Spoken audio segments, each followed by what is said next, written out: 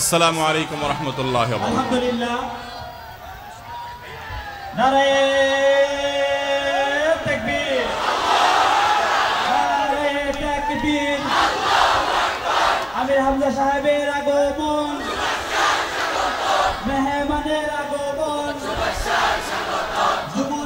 ইসলামের অন্যতম গুরুত্বপূর্ণ একটি স্তম্ভ হলো এই হজ। ইসলামের যে 5টা স্তম্ভ আছে, আল্লাহর একত্ববাদ এবং মুহাম্মদ সাল্লাল্লাহু আলাইহি সাল্লামের রিসালাতের সাক্ষ্য দেওয়া, 5 ওয়াক্ত সালাত আদায় করা এবং যাকাত আদায় করা, রমজান মাসে সিয়াম সাধনা করা আর হজ করা। এই 5টা রকন বা স্তম্ভের মধ্যে সবগুলো রকনই হয় আর্থিক আর না হলে শারীরিকভাবে আদায়যোগ্য ইবাদত। একমাত্র হজ এমন ইবাদত যে ইবাদতে মানুষের শারীরিক পরিশ্রম লাগে, আবার অর্থ ব্যয় করতে হয়। এই জন্য প্রিয় নবী সাল্লাল্লাহু আলাইহি সাল্লাম হজের অনেক ফজিলতের কথা বর্ণনা করেছেন। আল্লাহ রাব্বুল আলামিন হজ ফরজ হওয়া প্রসঙ্গে বলছেন, ওয়ালিল্লাহি আলান নাসি হজ্জুল বাইতি মান ইসতাতা ইলাইহি সাবিলা। কোরআনে রোজা ফরজ হওয়ার ক্ষেত্রে আল্লাহ বলেছেন, কুতিবা আলাইকুমুস সিয়াম, তোমাদের উপরে সিয়ামকে ফরজ করে দেওয়া হয়েছে। নামাজ ফরজ হওয়ার ক্ষেত্রে বলা হয়েছে, আকিমুস সালাহ, তোমরা সালাত কায়েম করো। অন্যান্য বিধিবিধানের ক্ষেত্রে সরাসরি আল্লাহ তাআলা নির্দেশ জারি করেছেন। কিন্তু হজের ক্ষেত্রে আল্লাহ সুবহানাহু ওয়া তাআলা বলছেন, ওয়ালিল্লাহি আলান নাসি হজ্জুল বাইতি মান ইসতাতা ইলাইহি সাবিলা। যার নিজ গন্তব্য থেকে, নিজ বাসস্থান থেকে, নিজের ঠিকানা এবং জায়গা থেকে বাইতুল্লাহ গিয়ে হজ করে আসার মতো সামর্থ্য থাকে, তার উপর, তার কাছে আল্লাহর পাওনা হয়ে যায়, আল্লাহর অধিকার হয়ে যায়, আল্লাহর প্রতি তার কর্তব্য হয়ে যায়, আল্লাহর ঘরের প্রতি ভালোবাসার দাবি হিসেবে তার কর্তব্যের অংশ হয়ে যায় বাইতুল্লাহর হজ করা, বাইতুল্লাহ গিয়ে হাজিরা দেওয়া। এই আয়াতের মধ্যে আপনি দেখতে পাচ্ছেন, ওয়ালিল্লাহি আলান নাস, মানুষের উপরে আল্লাহর পাওনা হয়ে যায় বাইতুল্লাহর হজ করা, যদি সে সামর্থ্য রাখে। এই বলার ধরন এবং ধাঁচ বোঝা যায় যে এটা একটা প্রেমময় ইবাদত। অর্থাৎ আপনার টাকা পয়সা হবে, সামর্থ্য হবে, এরপর আপনি ঘর বাড়ি, দালান কোঠা, ব্যবসা বাণিজ্যের উন্নতি, এই সব কিছু চিন্তা পরে করে আল্লাহ আপনাকে যখনই সঙ্গতি দিবেন, সর্বপ্রথম কর্তব্য হলো যে আপনি হজ করবেন। এমনকি যাকাতের জন্য আপনি 1 বছর অপেক্ষা করবেন। আপনি আজকে যাকাত দেওয়ার মতো সম্পদের মালিক হয়েছেন, তো কালকে ইসলাম আপনাকে যাকাত দিতে বলে না, 2-4 মাস পরেও দিতে বলে না, 1 বছর যদি সেটা থাকে তখন আপনাকে যাকাত দিতে বলে।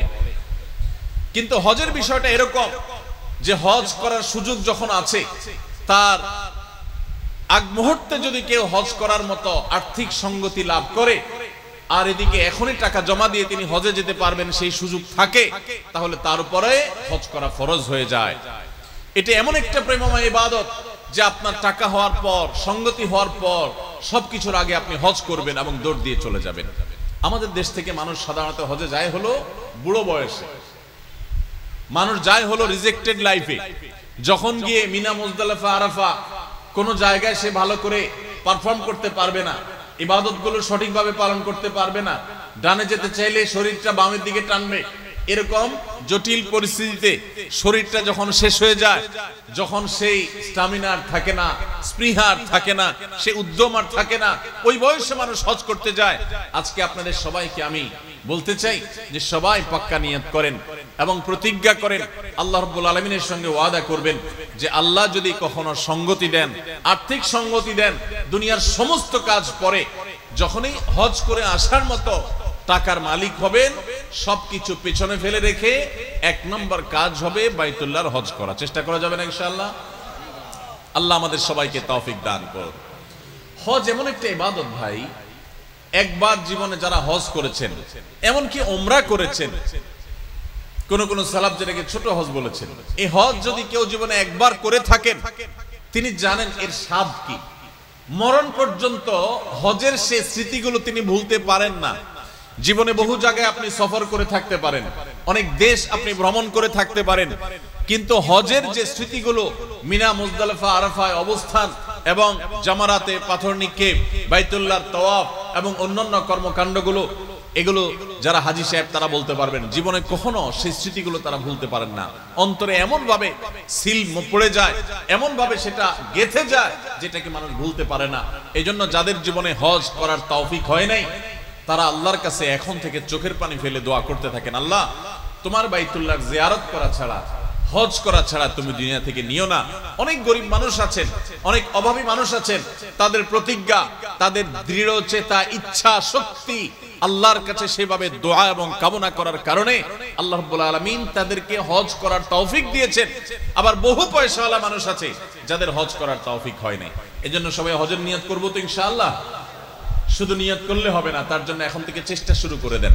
আপনি একজন গরিব অভাবী মানুষ, আপনি একজন খেটে খাওয়া দিনমজুর মানুষ, আপনি একজন স্বল্প আয় মানুষ, আপনি হয়তো চিন্তা করতে পারেন এখন 6, 7, 8 লাখ টাকা দরকার হয় হজ করার জন্য, এত টাকা আমি কোত্থেকে জোগাড় করব?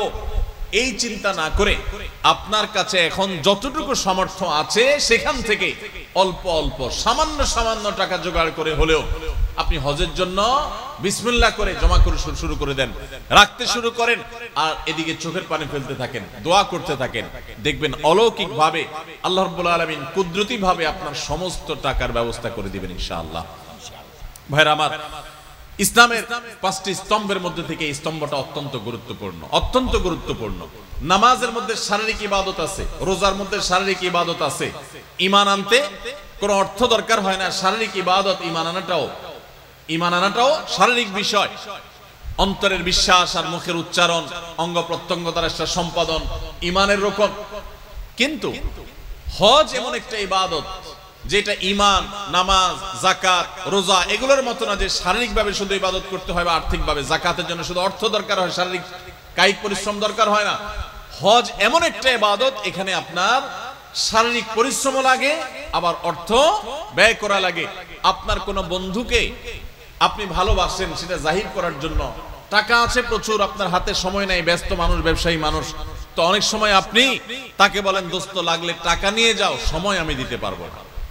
আবার অনেক সময় দেখা যায় আপনি গরিব মানুষ, বন্ধুর জন্য আপনি সময় দিয়ে উপকার করতে পারেন কিন্তু টাকা দিতে পারেন না, কারণ আপনি গরিব মানুষ।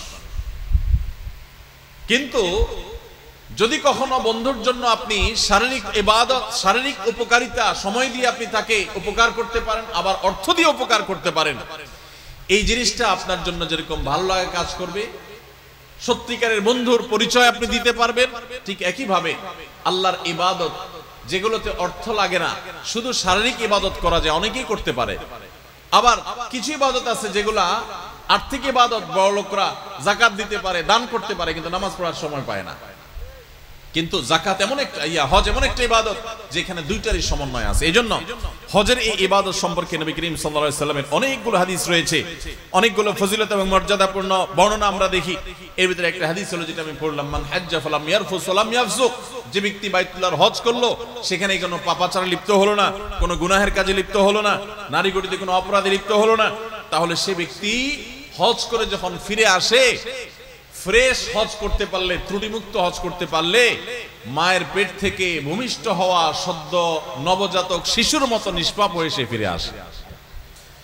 অন্য হাদিসে নবী সাল্লাল্লাহু আলাইহি ওয়াসাল্লাম বলেছেন, আল হাজ্জুল মাবরুর লাইসা লাহুল জাযাউ ইল্লাল জান্নাহ, একটি ভালো হজ, যে হজ ত্রুটিমুক্ত, যে হজ বিভিন্ন আমল দ্বারা পরিপূর্ণ, এরকম একটা হজের বিনিময় আল্লাহর কাছে জান্নাত ছাড়া আর কিছুই নয়।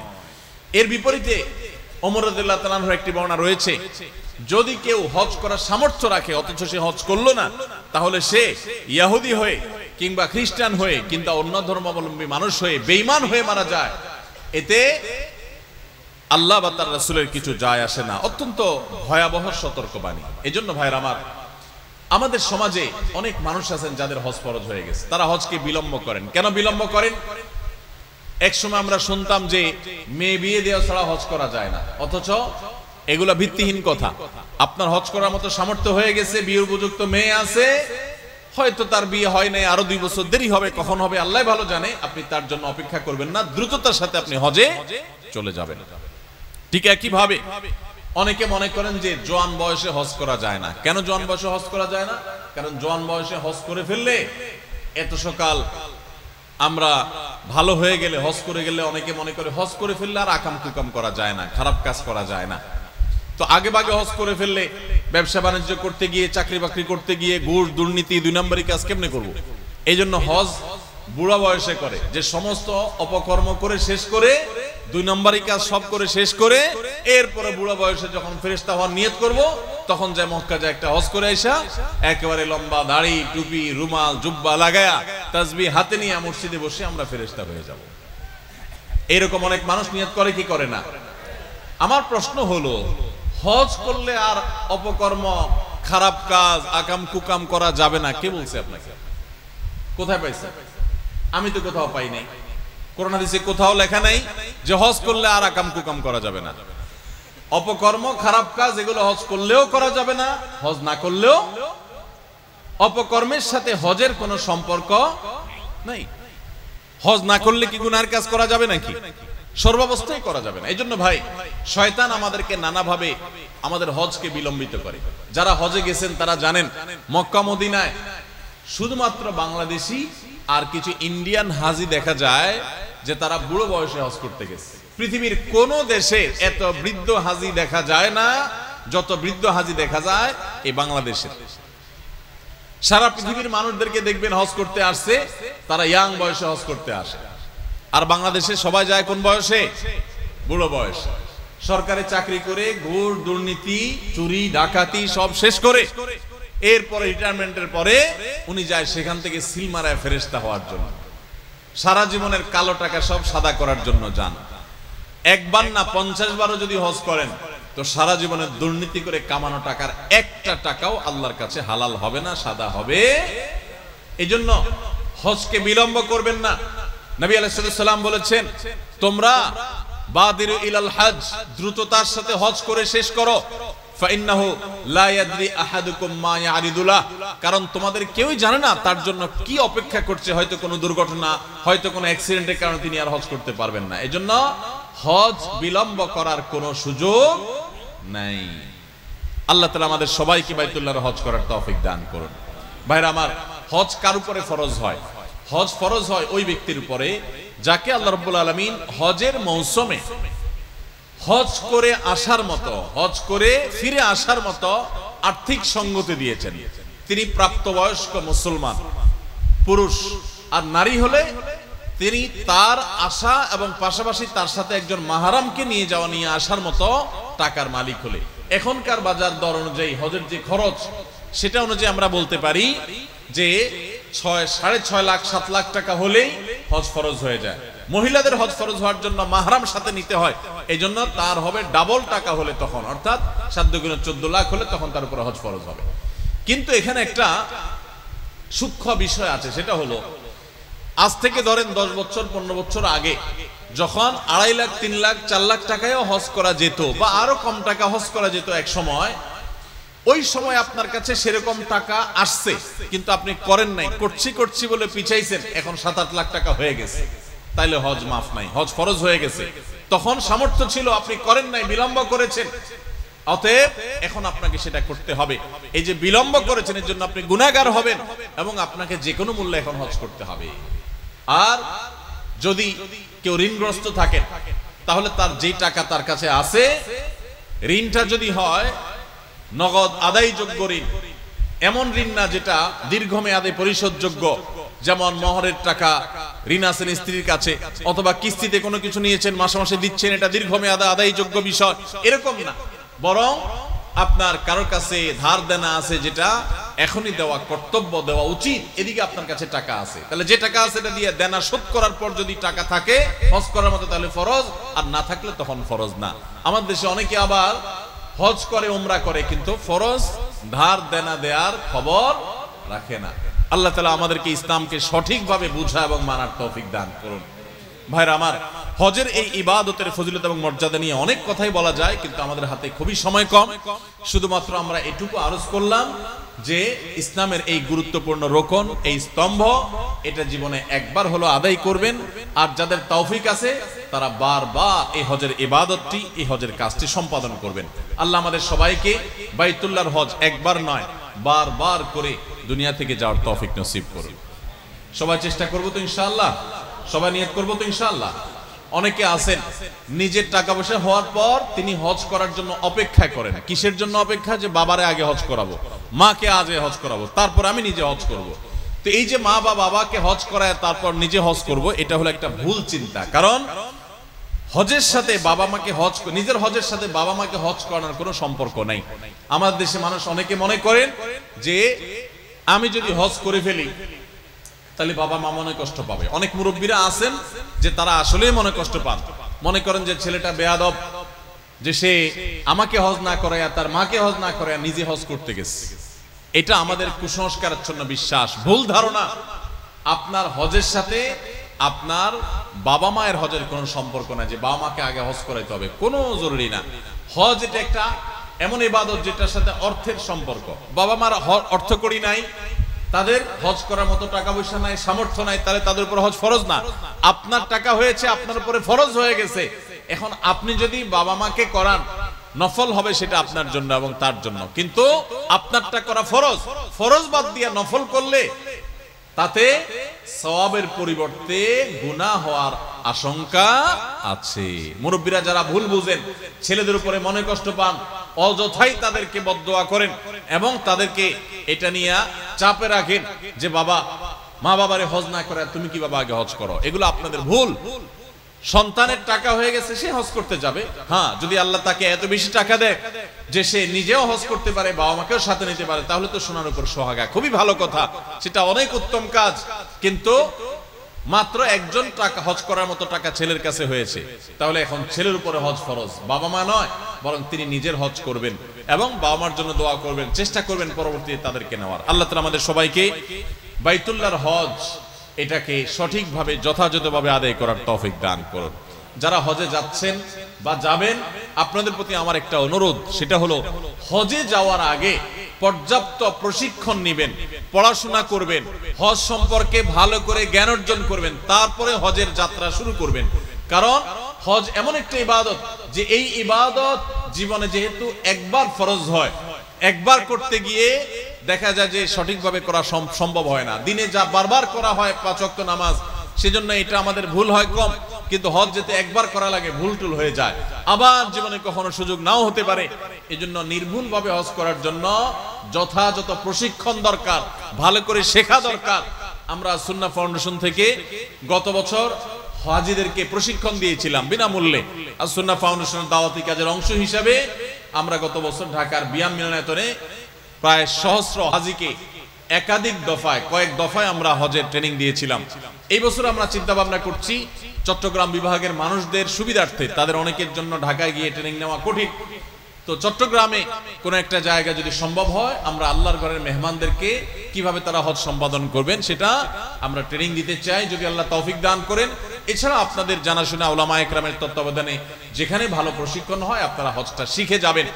একে তো আমাদের দেশ থেকে মুরব্বী চাচারা যান, বাবার বয়সী লোকেরা যান, যাদের হজ করার মতো শারীরিক সঙ্গতি নাই, আবার দ্বিতীয়ত হলো ভালো করে শিখে যান না, যার কারণে হজ আর হজ হয় না। হজ অনেক সময় বোম্বে হজ হয়ে যায়।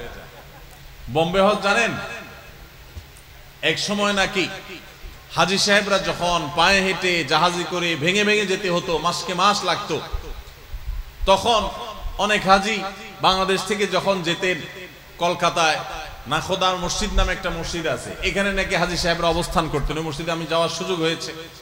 তো এরপরে আবার হাঁটতে হাঁটতে দীর্ঘ পথ পাড়ি দিতেন, একটা পর্যায়ে মুম্বাই পর্যন্ত যেতেন, তারপরে জাহাজে করে সমুদ্র পাড়ি দিতেন, আবার হাঁটা শুরু করতেন। তো এই দীর্ঘ পথ যেতে যেতে অনেক হাজী অসুস্থ হয়ে যেত। অসুস্থ হয়ে গেলে এত বেশি অসুস্থ যে তার আর হাঁটার অবস্থা নেই, আবার তাকে দেশে ফেরা পাঠানোর সুযোগ নেই, তখন তাকে নাকি মুম্বাইয়ে রেখে তারপর হাজিরা জাহাজে উঠতো। কারণ জাহাজে অসুস্থ হয়ে গেলে তখন তাকে নিয়ে কোন দিক যাবে, এই জন্য ওখানে রেখে দিত যে স্থানীয় ট্রিটমেন্ট করে তিনি যদি ভালো থাকতেন, বেঁচে থাকতেন, তো হাজিরা হজ করে ফেরত যাওয়ার সময় তাকে নিয়ে দেশে আসতেন। তো দেশে আসার পর সবাই তো মক্কা মদিনা যায় হজ করে আসছে, আর এই লোক যারা মুম্বাই রাখছে আবার হাজিদের সাথে ফেরত চলে আসছে, তার নাম দিত এলাকার মানুষ বোম্বাই হাজি। সে বোম্বাই থেকে ফেরত হয়েছে। তো হজ যদি ভালো করে প্রশিক্ষণ না নেন, শিখে না যান, সুস্থ সবল সময় না যান, তাহলে মক্কার হাজি না হইয়া বোম্বাই হাজি হওয়া লাগবে। বোম্বাই হাজি হবেন না মক্কার হাজি হবেন? আল্লাহ তাআলা আমাদের সবাইকে সঠিকভাবে বাইতুল্লাহর হজ সম্পাদন করার তৌফিক দান করুন। যেহেতু রমজানের পরে আরেকটা ইবাদতের মৌসুম শুরু হয়ে গেল, সেজন্য হজ কার উপরে ফরজ হয়, কখন ফরজ হয়, ঋণগ্রস্ত ব্যক্তির উপর হজ ফরজ হয় কিনা, মেয়েদের হজ কখন ফরজ হয়, এই পুরো বিষয়গুলো আমরা জানাবার চেষ্টা করেছি। আল্লাহ তাআলা আমাকে আপনাকে আমাদের সবাইকে আমলের তৌফিক দান করুন। বিসমিল্লাহ। প্রথম প্রশ্ন হলো, গীবতের শাস্তি কি? এ সম্পর্কে জানালে উপকৃত হব। গীবতের শাস্তি কি? গীবতের পরিচয় জানেন তো আপনারা? যেটা আমাদের কাছে এখন ঘি ভাত হয়ে গেছে, সেটা হলো আসলে কি? গীবত। নবী করিম সাল্লাল্লাহু আলাইহি ওয়াসাল্লাম বলেছেন, আতাদরুনা মাল গীবা? তোমরা কি জানো গীবত কাকে বলে, গীবতের পরিচয় কি? তখন সাহাবায়ে কেরাম বলেছেন, আল্লাহ রাসূল সাল্লাল্লাহু আলাইহি ওয়াসাল্লামের উপর ন্যস্ত করেছেন উত্তর দেওয়া। তিনি নিজে উত্তর দিচ্ছেন যে গীবত হলো যিকরুকা আখাকা মা ইয়াকরাহুহু, কোন ব্যক্তির পেছনে, তার অগোচরে, তার অনুপস্থিতিতে এমন কিছু বলা যেটা তিনি শুনলে মনে কষ্ট পাবেন, এটার নামই কি? গীবত। তাহলে গীবতের জন্য কাউকে বদনামি করা, সে অর্থে বদনামি করাও জরুরি না। শুধুমাত্র কারোর পেছনে এমন কিছু বললেন যেটা তিনি শুনলে মনে কষ্ট পাবেন। যেমন লোকটা খাটো, আপনি তার পিছনে বললেন, ওই যে বাইটটা, এই যে বললেন না, এটাই গীবত হয়ে গেছে। কারণ এটা তার সামনে এভাবে বললে তিনি মনে কষ্ট পাইতেন। এই যে কারোর পেছনে তার মন্দ কিছু বলাটা গীবত। এটা যদি সত্য কথাও হয় তারপরেও গীবত হবে, বরং সত্য হলেই গীবত হবে। আর যদি তার পেছনে কোনো মিথ্যা কথা বলেন তাহলে সেটা হবে মিথ্যা অপবাদ, গীবতের চাইতে আরো জঘন্য গুনাহ। এই গীবত কবিরা গুনাহ, এটা মহা অপরাধ, ভয়ঙ্কর অপরাধ। আপন মৃত ভাইয়ের গোশত খাওয়া যেরকম জঘন্য অপরাধ, নোংরা গুনাহের কথা, কারোর গীবত করা ঠিক সেরকম গুনাহের কথা। আল্লাহ তাআলা কোরআনে এর সাথে এটাকে গীবতকে তুলনা করেছেন। এজন্য ভাই, গীবত থেকে আমাদের বেঁচে থাকতে হবে। যারা গীবত করে, শয়তান তাদেরকে দুইটা মাসআলা সাপ্লাই করে। তাদের নিজের কাজটা যাতে দোষের মনে না হয়, সেজন্য শয়তান তাদেরকে দুইটা মাসআলা ডেলিভারি করে। তার একটা হলো, শয়তান বলে যে আমি যার পেছনে সমালোচনা করতেছি এটা তো আমি সত্য বলতেছি, মিথ্যা বলতেছি না। যদি কেউ কারোর গীবত করে আর আপনি বলেন, ভাই কারোর গীবত করেন না, গীবত করা গুনার কথা, তাহলে লোকটা কি বলবে? সে বলবে, ভাই আমি যেটা বলতেছি সত্য বলতেছি, আমি মিথ্যা কিছু বলতেছি না। এই লোকটা গীবতের সংজ্ঞা জানেন না। একটা লোক খারাপ একটা কাজ করেছে, তার অগোচরে আপনি রাস্তাঘাটে, দোকানে পাটে হেঁটে হেঁটে মানুষের কাছে, অনেক মা বোনরা আছেন যে কোনো মহিলার কোনো ত্রুটি পাইছে, অন্য মহিলাদের সাথে রসিয়ে রসিয়ে এটা গল্প করেন। তিনি যেটা করেছেন অন্যায়, সেই অন্যায়টাই তার পেছনে বললেই গীবত হবে। আর দ্বিতীয় যে মাসআলা শয়তান আমাদের ডেলিভারি করে, সেটা হলো, যদি কাউকে বলেন আপনি ভাই গীবত করেন না, তখন বলবে, ভাই এটা আমি তার সামনেও বলতে পারবো, আপনি কি মনে করছেন? তো সামনে বলতে পারবেন আপনি, এত বড় বেটাগিরি আপনার জাহির করার ক্ষমতা যদি থাকে, তাহলে পিছনে কেন বলতেছেন? সামনে বলেন, সেটা জায়েজ আছে, পিছনে বলা জায়েজ নাই। সামনে সুন্দরভাবে বলেন যাতে তার সংশোধন হয়। দেখুন ইসলাম কেন গীবতকে নিষেধ করেছে জানেন? গীবতের মাধ্যমে সামাজিক বিশৃঙ্খলা তৈরি হয়, অশান্তি তৈরি হয়, সম্প্রীতি বিনষ্ট হয়, সমাজ অশান্তির দিকে ধাবিত হয়। কিভাবে? একটা মানুষ খারাপ কাজ করেছে, তার অগোচরে আরেকজনের কাছে যদি তার দোষের কথা বলেন, তাহলে এই লোকটার দোষ কি সংশোধন হয়ে যাবে? যাবে না। বরং কি হবে? অন্যান্য লোক যাদের কাছে তার বদনামি করলেন, ওই লোকগুলো যার গীবত করেছেন তার সম্পর্কে ভুল ধারণা তৈরি হবে, জেদ তৈরি হবে, ঘৃণা তৈরি হবে, সমাজে তাদের মধ্যে দূরত্ব তৈরি হবে। তাহলে সংশোধন তো হলোই না, বরং তার দোষগুলা মানুষের কাছে বলে বলে বলে বলে তার অনেক ক্ষেত্রে সংশোধন হওয়ার পথ আপনি আরো রুদ্ধ করে দিলেন। গোটা সমাজের মধ্যে আপনি নোংরামি ছড়ায় দিলেন। আর যদি তার সামনে বলেন, তাহলে সেক্ষেত্রে কি হবে? ওই লোকটা তার দোষের কথা শুনে যদিও সে চেতে যায় বা উপর দিয়ে মনে কষ্ট জাহির করে, ভেতরে সে ঠিকই অনুভব করবে যে আমার তো এই দোষটা আসলে থাকা উচিত না। তাহলে তার সংশোধনের একটা সম্ভাবনা তৈরি হবে, সমাজ ভালো কিছু দেখবে। এজন্য ইসলাম বলে মানুষের প্রশংসা করবেন পেছনে আর বদনাম করবেন সামনে। প্রশংসা হবে কোথায়? মানুষের প্রশংসা করতে হয় তার সামনে না পিছে, তার অগোচরে। আর তার দোষ থাকলে সে দোষের চর্চা করতে হয়, সমালোচনা করতে হয় সামনে না পিছে? সামনে। কেন? কারণ সামনে দোষের কথা বললে তার সংশোধন হবে, আর সামনে যদি প্রশংসা করেন তাহলে তো সে ফুলে যাবে, অহংকারী হয়ে যাবে, মনে করবে আমি অনেক কিছু হয়ে গেছি। তখন অহংকারী মানুষ সমাজে বাড়লে সমাজ কি সুখী হবে না অসুখী হবে? আজকে আমাদের সমাজে এত মাস্তানি, এত মাতবরি, এত গুন্ডামি, এত টাকার বাহার, এত অস্ত্রের ঝনঝনানি, এত শক্তি প্রদর্শনের যে অসুস্থ প্রতিযোগিতা, এগুলো অহংকারের কারণে হয়ে থাকে। মানুষ যদি বিনয়ী হয়, ভদ্র হয়, ভালো মানুষ হয়, তাহলে সে তো অহংকার করবে না, সে তো মাস্তানি দেখাবে না, গায়ের জোর দেখাবে না, সে তো পেশি শক্তি প্রদর্শন করবে না। ইসলাম সেজন্য মানুষকে সামনে প্রশংসা করতে নিষেধ করে। সামনে প্রশংসা করলে মানুষ অহংকারী হয়ে যায়, ফুলে যায়, দাম্ভিক হয়ে যায়, এবং তার কারণে সমাজ অশান্তির দিকে ধাবিত হয়। আর পেছনে প্রশংসা করলে লাভ কি হয়?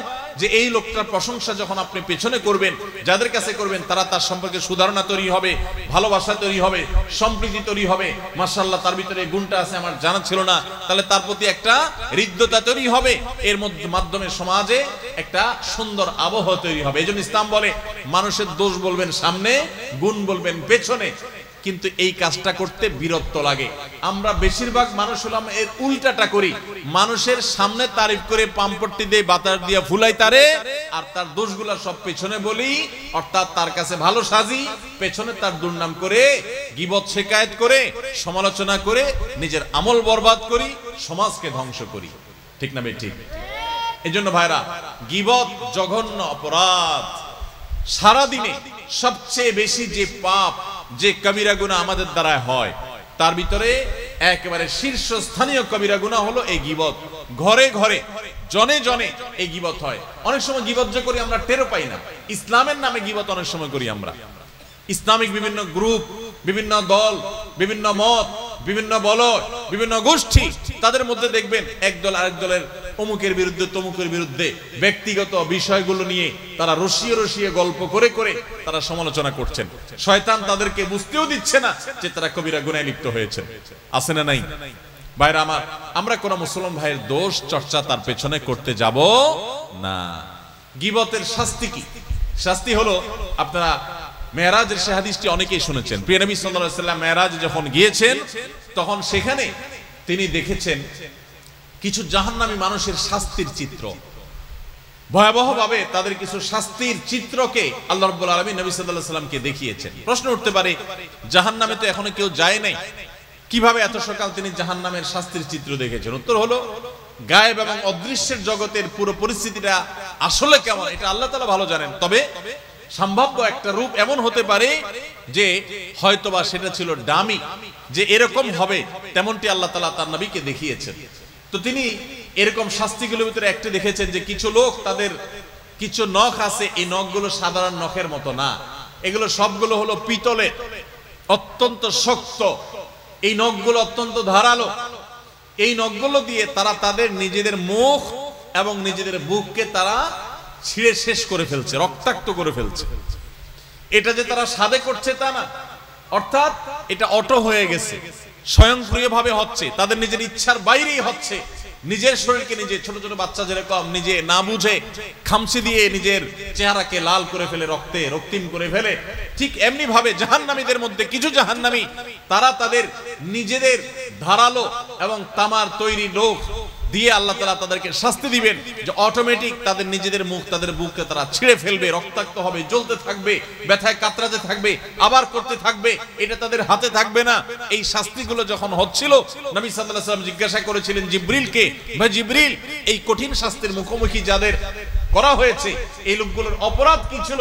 তখন জিবরিল নবী সাল্লাল্লাহু আলাইহি ওয়াসাল্লামকে জানিয়েছেন, এদের অপরাধ ছিল তারা দুনিয়াতে মানুষের পেছনে গীবত করে বেড়াতো।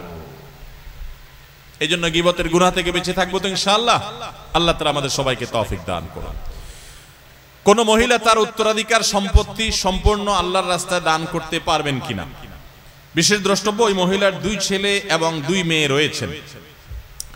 দেখুন, কোন মহিলা হোক কিংবা পুরুষ, যেই হোক না কেন, তার যদি সমস্ত সম্পদ, সমুদয় সম্পত্তি তিনি আল্লাহর রাস্তায় দান করে দিতে চান, একটা মসজিদ, একটা মাদ্রাসা, ধর্মীয় কোনো কাজ, ইসলামের উন্নয়নের কোনো কাজ, আল্লাহর দ্বীন বুলন্দ করার জন্য কোনো গুরুত্বপূর্ণ ভালো কাজে তিনি তার সমস্ত সম্পদ যদি দান করে দিতে চান, এটা জায়েজ আছে, যদি তার এই দানের কারণে মিরাজ যারা পাবে, অর্থাৎ ওয়ারিস যারা হবে, তারা কোনো প্রকার তাদেরকে ক্ষতিগ্রস্ত করার উদ্দেশ্য যদি না হয়, আপনার সম্পদ সবটুকু আপনি দান করলে জায়েজ আছে। তবে উত্তম হলো নিজের পরিবারের সদস্য, বিশেষ করে রক্ত সম্পর্কীয় যারা ওয়ারিস, ছেলে মেয়ে, এরকম ওয়ারিসদের জন্য কিছু সম্পদ রেখে যাওয়া, এটাই হলো উত্তম। নবী করিম সাল্লাল্লাহু আলাইহি ওয়াসাল্লাম একজন সাহাবীকে বলেছেন যে তোমার ওয়ারিসদের জন্য, ওয়ারিসদেরকে ধনী করে রেখে যাওয়া, সচ্ছল করে রেখে যাওয়া, যাতে কারোর কাছে হাত পাততে না হয়, এটা অধিকতর উত্তম তাদেরকে গরিব করে রেখে যাওয়ার চাইতে।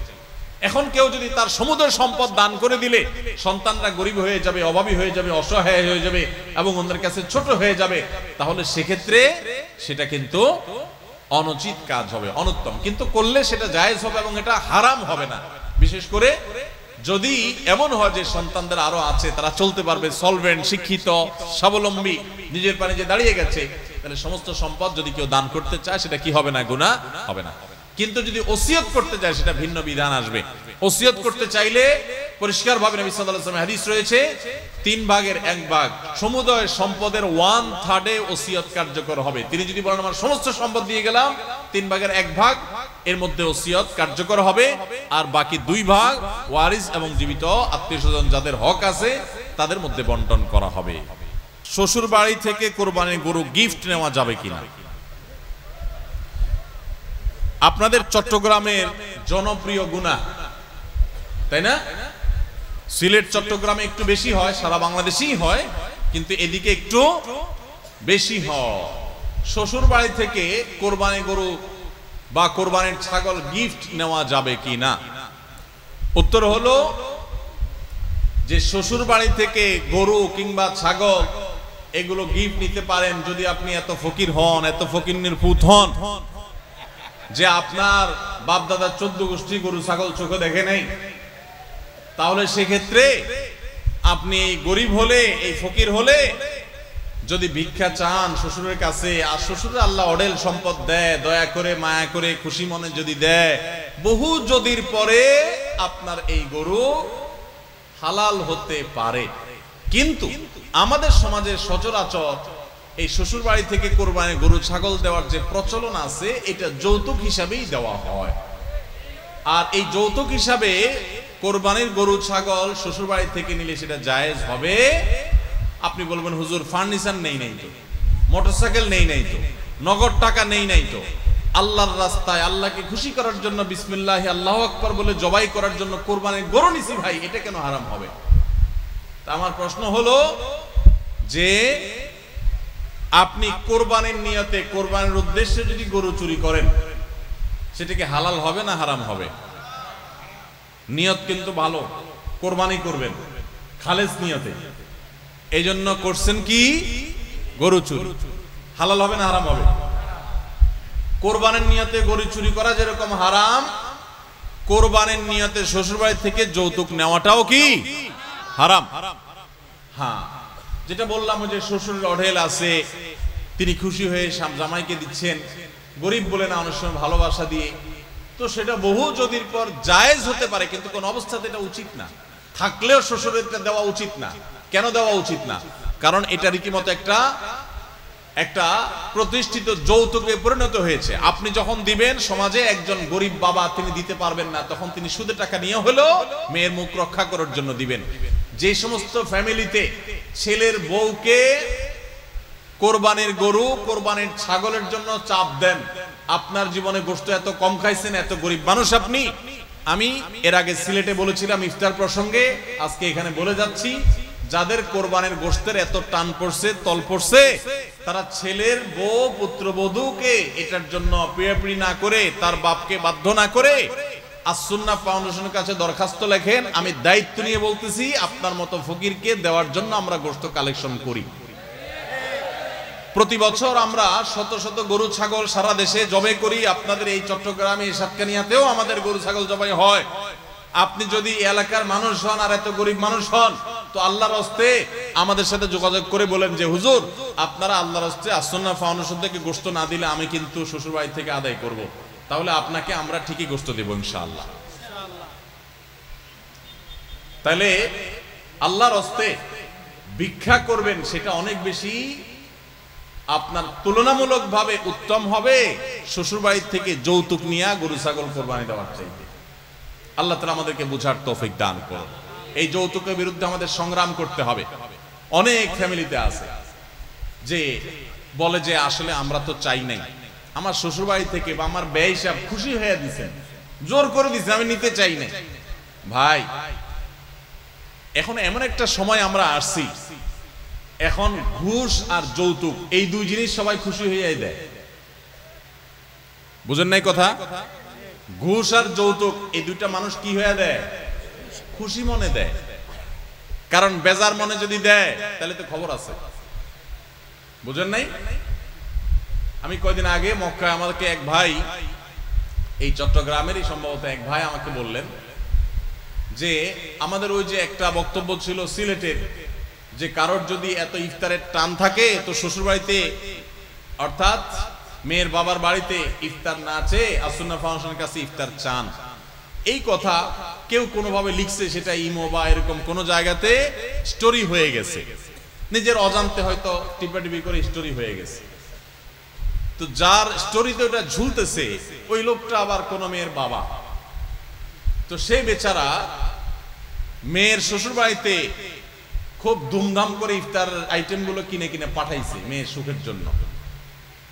তো তার ব্যয় সাবরা ইফতারের আইটেম গুলো যখন গ্রহণ করতেছে, একই সময় তারা আবার দেখছে এই লোকের ইমোতে আমাদের ওই কথা লেখা যে ইফতারের তল পড়লে ফাউন্ডেশনের কাছে ভিক্ষা চান। তখন তারা ওই ইফতারের সবগুলো আইটেম নাকি ফেরত পাঠাইছে। সত্য ঘটনা, সবগুলা ফেরত পাঠাইছে। বলে যে আপনারা একদিক দিয়ে ইফতার দিবেন, আবার আরেক দিয়ে আমাদেরকে অপমান দিবেন ওই লোকের কথা দিয়া। এটা তো হয় না। তো আলহামদুলিল্লাহ, ঠেলায় পড়ে হোক, ইচ্ছায় হোক, অনিচ্ছায় হোক, যৌতুক সেটা ইফতারের নামে হোক আর কোরবানির নামে হোক আর খাট ফালাঙের নামে হোক, এটা আলহামদুলিল্লাহ বন্ধ হচ্ছে। এটি আমাদের জন্য সান্ত্বনার বিষয়, আনন্দের বিষয়। ভাইরা আমার, যারা মনে করেন যে খুশি হয়ে ব্যয় হিসাব দিছে, খুশি হয়ে ব্যয় হিসাব দিছে, কেন আপনার ব্যয় হিসাব আমার দিতে পারেন? আপনারা কেন দেন? আর মানুষ খুঁজে পায় নাই রাস্তাঘাটে, আপনাকে কেন দিচ্ছে? বুঝতে হবে ডাল মে কুছ কালা হ্যায়। আপনাকে সাদে দিচ্ছে না, ওই মেয়েটার সুখের জন্য দিচ্ছে। জানে আপনি ऐसा ছোট লোক না দিলে, উপর দিয়ে কিছু না বলেন, মেয়েটার কষ্ট হবে, তাকে নানাভাবে কষ্ট দিবেন। আপনি না দেন, আপনার আত্মীয় স্বজন দিবে, অন্য মহিলারা খোঁচাবে এবং তার মুখটা ছোট হবে। এই জন্য তার বাপ বাধ্য হয়ে দিচ্ছে। আল্লাহর ওয়াস্তে এই যৌতুক থেকে মুক্ত হওয়ার চেষ্টা করেন। একজন বাবা তার মেয়েকে, একজন মা তার মেয়েকে জন্ম থেকে বড় করে একজন প্রাপ্তবয়স্ক মানুষ বানিয়ে শিক্ষিত করে তারপর আপনার কাছে দিয়ে দিয়েছে, বিয়ে দিয়ে দিয়েছেন, আপনার সংসারে চলে আসছে সারা জীবনের জন্য। মানুষটাকে গড়ে তুলছেন তার বাপ মা, আর তার সুফলটা ভোগ করছেন আপনি। আপনার উচিত বরং শ্বশুর বাড়িতে গিয়ে শ্বশুর শাশুড়িকে খেদমত করা, টাকা পয়সা দেওয়া, হাদিয়া তোফা দেওয়া। কারণ তাদের আস্ত একটা মেয়ে তুলে নিয়ে আসছেন। কত বড় ছোট লোক হলে তারা আস্ত একটা মেয়ে তুলে দিচ্ছে, আবার সাথে আপনি যৌতুক আশা করেন। এই সমস্ত কুপ্রথার বিরুদ্ধে আমরা সংগ্রাম করবো তো ইনশাআল্লাহ। কারা কারা শ্বশুর বাড়ি থেকে গরু ছাগল নেবেন? হাত তোলেন।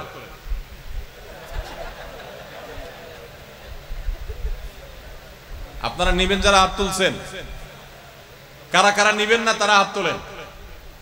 আল্লাহ আমাদের সবাইকে অভিশাপ থেকে বেঁচে থাকার তৌফিক দান করুন, বলুন আমিন। খাবার খেতে খেতে টিভি বা মোবাইল ফোন দেখা জায়েজ আছে কিনা? দেখুন, এটা তো এখন একটা কমন একটা বিষয় হয়ে গেছে না? আমরা সবাই কম বেশি এই রোগের রোগী। দেখুন, খাবার খেতে খেতে টেলিভিশন বা মোবাইলের স্ক্রিনে যদি হালাল কিছু দেখেন, ভালো কিছু দেখেন, তাহলে সেটা হারাম হবে না। আর হারাম কিছু দেখলে সেটা খেতে খেতে দেখলেও নাজায়েজ হবে, অন্য সময় দেখলেও হারাম হবে। হারামটা সর্বাবস্থা হারাম। ভালো কিছু দেখলে খেতে খেতে সেই দেখাটা বা ওই দেখা অবস্থায় খাওয়াটা হারাম হবে না, কিন্তু অবশ্যই এটা অনুত্তম কাজ। কেন অনুত্তম কাজ? কারণ এটা আমাদের স্বাস্থ্যের জন্য ভালো নয়।